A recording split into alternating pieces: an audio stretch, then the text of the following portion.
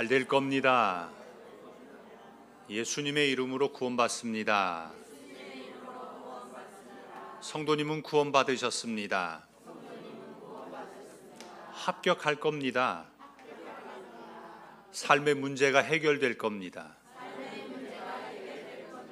가정의 문제도 해결될 겁니다. 주 안에서 다 잘 될 겁니다.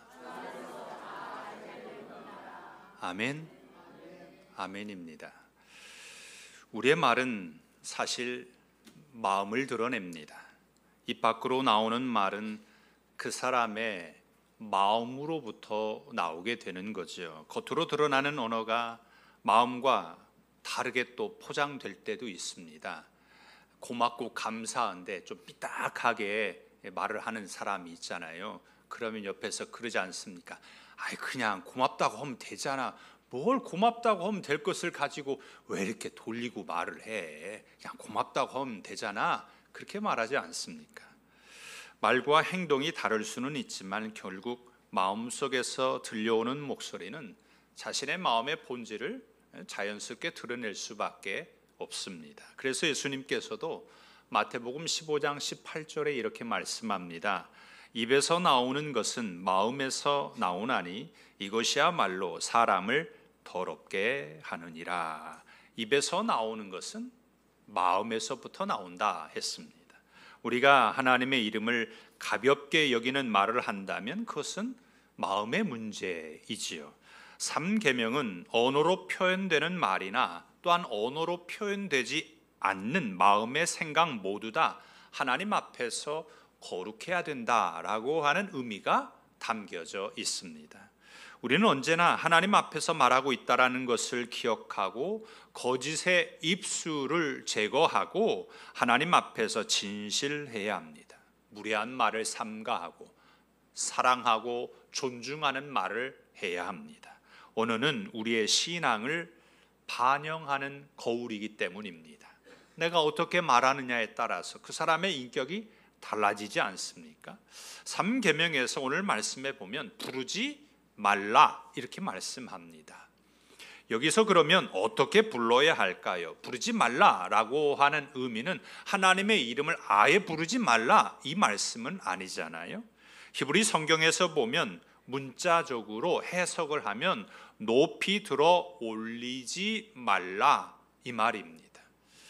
여기에서 부정어를 빼면 히브리 동사 나사인데요. 이 나사는 손을 들어 올린다, 그리고 얼굴을 들다, 그리고 힘써 올리거나 메어 나르거나 등에 치는 동작을 말합니다. 그러니까 이 히브리 동사 나사는 일상생활에서 반복되는 여러 가지의 우리의 몸 동작들을 말하는 거죠.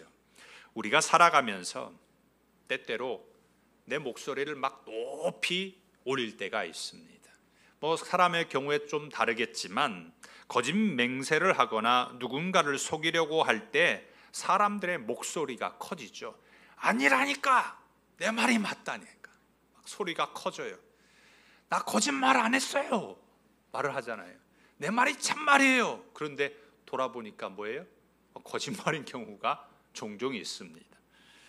레위기 19장 12절에 보면 너희는 내 이름으로 거짓 맹세함으로 내 하나님의 이름을 욕되게 하지 말라. 나는 여호와이니라. 거짓 맹세할 때요, 하나님의 이름을 갖다가 맹세하지 말라는 겁니다. 하나님의 이름을 사용하면 안 된다라고 하는 거죠. 내가 하나님께 내 하나님 이름으로 맹세, 내가 예수님의 이름으로 맹세할게. 이 거짓말이면 내가 진짜 근다? 그렇게 말을 하잖아요. 그런데 하나님께서요 10계명 중에 이 3계명에서만 유독 하시는 말씀이 있습니다. 그것은 죄 없다 하지 아니하리라 이 말씀이 들어있어요. 다른 계명에요 10계명 중에 이 말씀이 안 들어있어요. 그런데 유독 3계명 안에만 죄 없다 하지 아니하리라 이 말씀이 들어있습니다. 분위기가 좀 다른 거죠. 다른 계명에는 그 계명에 어긋나게 행동한 사람을 가리켜서, 예를 들어서 10번째 계명을 안 지켰을 때 너 죄 없다 하지 않겠다, 그거 죄다, 이렇게 기록되어 있지 않는 거예요. 그런데 이 3계명에만 이 조항이 있습니다. 그렇다고 해서 다른 계명은 어겨도 된다 이런 말은 아닙니다. 3계명에만 죄 없다 하지 아니라 이렇게 말씀하고 있으니까 다른 계명은 뭐 쉽게 생각하고 좀 어겨도 되고, 아니에요. 그렇지 않습니다. 하나님께서 그런데 왜 3계명에서만 죄 없다 하지 아니하리라 이 말씀을 하셨을까요? 여호와의 이름을 모독하면 반드시 죽이라고 했어요. 그리고 실제 하나님의 이름을 모독한 경우에는 죽여야만 했습니다. 그만큼 여호와의 이름을 모독하거나 함부로 부르면 안 된다라고 하는 거지. 나는 하나님의 이름을 어떻게 부르고 계십니까?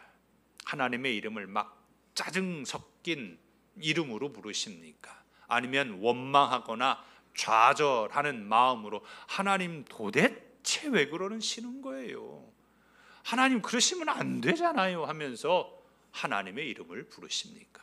아니면 두렵고 떨리는 마음으로 존경과 사랑의 마음을 담아서 하나님의 이름을 부르고 계십니까? 우리는 천지 만물을 창조하신 하나님의 이름을 어떻게 불러야 할까요?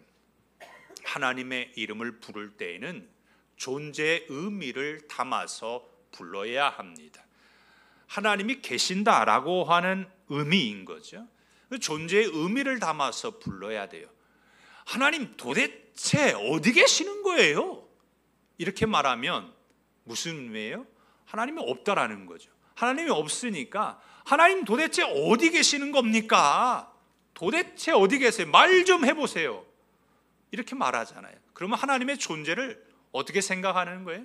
의심하고 있는 거죠. 하나님의 존재에 대해서 잘못 생각하고 있는 겁니다. 어떤 사람이요, 오랜만에 한 친구를 길을 가다가 보게 되었어요. 그 친구가 저기 가고 있는 것을 보고서 그 친구는 못 보니까 이름을 불렀습니다. 한껏 격양된 톤으로 아무개야 하고 이름을 불렀어요. 그 친구가 뒤를 돌아다 봅니다. 그러면 이 사람이 그 사람의 이름을 부른 것일까요? 아니면 그 이름을 가지고 있는 존재를 부른 것일까요? 분명한 건 이름을 부른 것은 맞습니다. 하지만 그 이름을 가지고 있는 존재를 불렀다 이렇게 말할 수 있습니다. 그래서 이름은 존재이고요, 또 존재는 곧 이름입니다. 여호와의 이름도 마찬가지죠. 3계명에서 중요한 것은 이름보다 하나님의 존재하심입니다. 하나님이 계신다라고 하는 거지. 성경에서 나타난 여호와 하나님의 많은 이름은 여호와의 존재성이 그 안에 담겨져 있습니다. 그래서 하나님의 이름이라고 하는 이름은 존재가 가지고 있는 능력, 그리고 속성, 그리고 인격, 성품, 이런 것들이 다 들어져 있습니다. 모세가 하나님께 묻죠. 사람들이 나를 누가 보냈냐고 하면 뭐라고 말합니까? 그럴 때 하나님께서 이름을 알려주시잖아요. 나는 스스로 있는 자다라고 말씀하시면서 이름을 알려주셨습니다. 여호와, 야훼라고 하는 이름을 알려주신 거죠. 이때 이름의 초점보다는요, 하나님의 영원하심, 절대적으로 무한하시다라고 하는 존재성에 초점을 맞추어야 합니다. 이것이 이름이 가진 본래의 의미를 존중하는 겁니다. 이름이 없어도요, 존재는요, 존재할 수 있습니다. 그렇잖아요? 하지만 그 반대가 되면 안 됩니다. 존재가 없는데 이름이 존재할 수 없는 거죠. 존재가 없으면 이름이 있을 수가 없는 겁니다. 여호와의 이름은 하나님의 현존하시는 자체이십니다. 존재가 없는데 이름만 있다라고 하는 것은 그것은 허상이고요, 사막의 신기루와 같습니다. 그래서 우리는 하나님의 이름을 존재하신다라고 하는 의미를 가지고 불러야 합니다. 우리는 하나님의 이름을 절대로 망령되게 부르지 않아야 합니다. 그러면 여호와 하나님의 이름을 부를 때에 어떤 존재의 의미로 불러야 할까요? 성경에 보면요, 하나님의 이름과 조합해서 사용되는 명칭들이 종종 나옵니다. 출애굽기 17장 15절에 이렇게 말씀합니다. 모세가 제단을 쌓고 그 이름을 여호와 니시라 하고 그랬어요. 이 말씀은 이스라엘이 애굽에서 나와가지고 전쟁을 하게 되었어요. 아말렉이라고 하는 이 민족과 전쟁을 할 때에 모세가요, 두 손을 높이 들고 기도를 하면 이기고, 힘이 떨어져 가지고 이 손이 차츰차츰 내려오게 되면 아말렉과의 전쟁에서 지는 거예요. 그러니까 아론과 훌이요, 모세를 한쪽에 딱 앉혀놓고서 양쪽에서 한 팔을 들고서 해가 질 때까지 기도하게 했어요. 그때 이 이스라엘이 아말렉과의 전쟁에서 이겼습니다. 그때 모세가 그곳에 제단을 쌓고 여호와 니시 이렇게 불렀습니다. 이 뜻은 여호와는 나의 깃발이라는 뜻입니다. 여기에서 승리했다라고 하는 의미에 이 니시에 초점이 있는 것이 아닙니다. 그 전쟁에서 승리하게 하신 여호와 하나님에게 초점이 있는 거지. 하나님의 존재하심에 맞추어야 합니다. 사사기 6장 24절에도 이렇게 말씀합니다. 기드온이 여호와를 위하여 거기서 제단을 쌓고 그것을 여호와 살롬이라 하였더라. 하나님이 기드온에게 응답을 하셨는데 양털로 응답을 하실 때 이 기드온이 놀래가지고요, 그곳에 제단을 쌓고 여호와 살롬이라고 불렀어요. 이 뜻은 살롬이라는 말은 평강, 평화라는 뜻인데, 여기에서도 초점은 살롬이 아니라 이 평화와 평강의 주체이신 여호와 하나님께 있다는 말씀입니다. 에스겔도 하나님이 보여주시는 환상 가운데 맨 마지막에 이런 고백을 합니다. 에스겔 48장 35절에 보면 그 사방의 합계는 18,000척이라 그날 후로는 그 성읍의 이름을 여호와 삼마라 하리라 했습니다. 여기서도 삼마, 여기 계시는 하나님, 그 의미에서 삼마가 초점이 아니라 하나님의 무소부재하신 그 존재성에 그 초점이 맞추어져야 합니다. 하나님은 하나님의 이름으로 자신의 존재를 드러내셨습니다.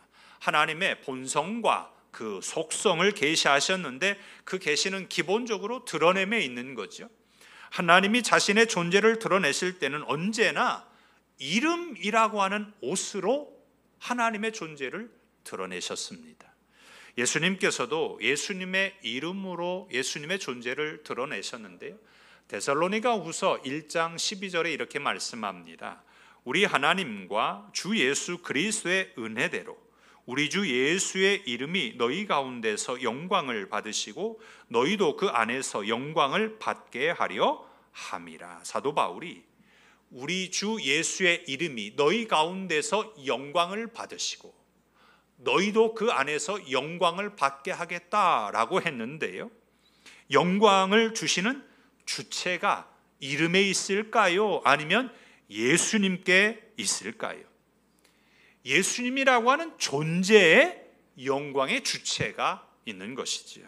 그래서 우리는 예수님의 이름으로 기도할 때 이름의 능력이 예수 그리스도의 존재에 있다라고 하는 것을 알고 기도해야 합니다. 예수님의 이름으로 기도합니다 라고 하는 건 예수님이 존재하신다라고 하는 그 의미가 담겨져 있는 것입니다. 천지 만물을 창조하신 하나님을 부를 때 우리는 항상 그 존재의 의미를 담아서 불러야 합니다.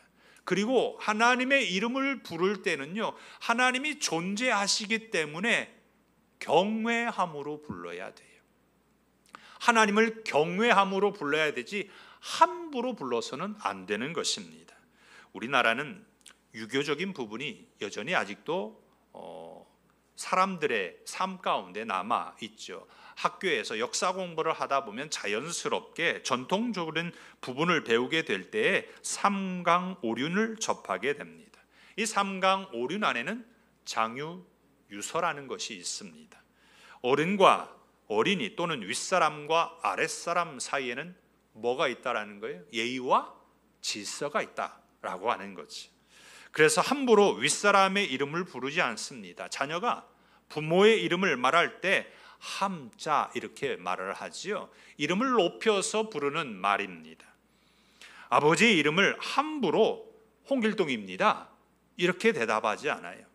아버지의 이름이 어떻게 되는가, 아버지의 함자가 어떻게 되는가 이렇게 묻게 되면 성은 홍이고요, 이름은 길자 동자이십니다 이렇게 말을 하죠. 그냥 홍길동입니다 그러면 버르장머리 없다라고 하지 않습니까? 그런데 더 오래전에는요, 더 높여서 이렇게 대답을 했어요. 어디 홍씨에 길자는 무슨 길자에 동자는 무슨 동자를 쓰십니다 이렇게 대답을 했습니다. 아버지의 성함을, 아버지의 이름을 함부로 부르지 않는 것이 예의입니다. 지금처럼 전화가 있고 통신이 발달하기 전에 소식을 전할 때는 항상 편지를 써야만 했습니다. 이 편지를 쓸 때 겉봉에다가 내가 보내면 나의 이름을 쓰죠. 그리고 받는 사람의 이름을 써야 되잖아요. 근데 아버지에게, 부모님께 편지를 쓸 때는 아버지의 이름을 거기에 쓰지 않았어요. 뭐라고 썼냐면 본제 일납 이렇게 썼습니다. 근본 본에 집제에 드릴 입 받을 납입니다. 그때는 동네 사람들이 자녀의 이름을 대부분 알고 있었어요. 그래서 김아무개의 본집으로 편지를 배달해달라라고 하는 말이죠. 아버지는 그 편지를 받으면 아들이 보냈구나 라고 하는 것을 압니다. 그만큼 아버지의 함자 이름을 부르지도 않았고 함부로 적지도 않았습니다. 하물며 천지 만물을 창조하신 하나님의 이름을 함부로 부를 수 있겠습니까? 하나님은 3계명에서 너는 내 하나님 여호와의 이름을 망령되게 부르지 말라 이렇게 말씀합니다. 여기서 망령되다라는 이 말씀은 몇 가지의 의미가 있는데 크게 세 가지로 구분해 보면, 첫째는 거짓되게 하나님의 이름을 사용하지 말라는 겁니다. 이것은 자신의 진실성을 증명하기 위해서 하나님의 이름을 가져다가 사용하는 것을 금하는 겁니다. 어떤 거짓된 것을 믿게 하려는 의도로 하나님의 이름을 사용하면 안 된다는 거죠. 내가 하나님의 이름으로 맹세할게, 내가 예수님의 이름으로 맹세하는데 나 이거 절대로 안 했어, 이렇게 할 수 없다라는 거죠. 두 번째는요, 악하게 하나님의 이름을 사용하지 않아야 합니다. 레위기 24장에 보면요, 하나님의 이름을 모독한 한 사람이 있습니다. 애굽인 아버지와 그리고 단 지파의 어머니 사이에서 태어난 한 아이가 싸움을 하면서 하나님의 이름을 모독했어요. 하나님의 이름으로 저주하거나 모독을 했습니다. 이때 모세를 통하여서 하나님께서 그를 돌로 쳐 죽이라고 하셨습니다. 악한 의도로 하나님의 이름을 사용했기 때문입니다. 세 번째는요, 망령되게 하지 말라라는 이 말에는요, 허망하게 헛되게 사용하지 말라라는 말입니다. 예수님께서 그런 말씀을 하셨어요. 나더러 주여 주여 하는 자마다 다 천국에 들어갈 것이 아니요 그랬어요. 아무런 의미 없이 헛되게 그냥 주여 주여 하면 그거 안 된다라는 거지. 하나님의 이름을 부를 때에는 경외함이 있어야 됩니다. 이 경외라는 말은 우리가 너무나도 잘 아는 것처럼 거룩한 두려움이 그 안에 담겨져 있는 것입니다. 존 버년이라는 사람이요, 이 경외라고 하는 이 말에 대해서 이렇게 이야기를 했습니다. 하나님에 대한 두려움을 지극히 사랑하시는 사람에게만 주시는 그분의 보배요, 엄선된 보석이다 이렇게 말했어요. 하나님의 이름을 부를 때 우리에게는 경외함이 있으십니까? 하나님을 경외하는 힘이 있는 사람은 하나님이 구별하신 보배로운 보석이십니다. 경외심을 잃어버리게 되면 성도의 신앙이요, 피상적인 신앙이 되고 맙니다. 하나님의 이름을 부르면서도 삶에서 하나님의 존재를 인식하지 않고 그냥 막 부르는 거지. 이런 거예요. 몸은 예배당에 있는데요, 마음은 딴 곳에 가 있는 거예요. 그러면 안 돼요. 몸도 여기 있지만 마음도 여기 있어야 돼요. 하나님께 집중하고 있어야 되는 거죠.